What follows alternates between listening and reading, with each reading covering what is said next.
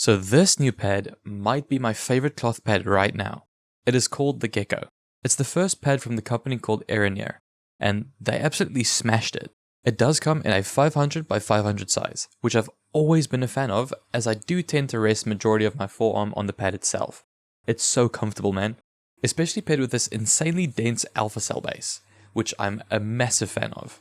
It makes for a tighter pad, which also gives a super consistent experience across the speed, as you can't really press the mouse down all that much, which would create extra friction. The best part is also the extra feature that alpha cell brings to the table, being super grippy and it legit just can't move anywhere.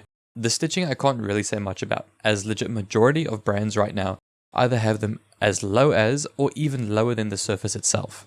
It does have some slight fraying, but it's honestly no big deal. But the most important part is going to be the surface. We do have a nice feeling surface that doesn't have a coating, but is also not as dry and textured as something like a Hien or even the Equate Plus V2. It does have a high amount of speed, but it has the slightest bit of friction as well, in a smooth, non-tugging kind of way. So I feel super consistent and not as if I need to fight sometimes by putting extra effort in tracking or harder flicks across games like Apex or CS. But even with all the enjoyment, I've had a little bit of nitpicks. That would be the base, first off. It does pick up quite a bit of dirt, dust and hairs pretty easily, and then it semi-loses all that grip from day one.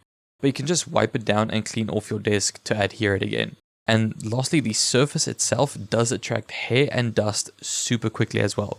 But you can honestly just brush it off and then you're perfectly fine. And as some of you may already know, I did main the InfinityMice speed pads since day one.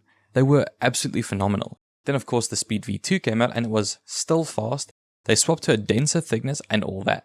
But the smoothness was lost from the V1. And the Gecko does slightly make up for it. It feels smoother and I genuinely do love the harder alpha cell base.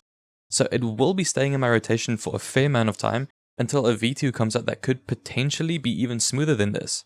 But that's all for today, guys. Thanks so much for watching, take care and peace.